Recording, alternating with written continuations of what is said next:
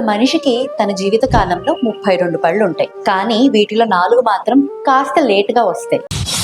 ఎప్పుడు వచ్చావును కాదన్నయ్య, బుల్లెట్ దిగిందా లేదా?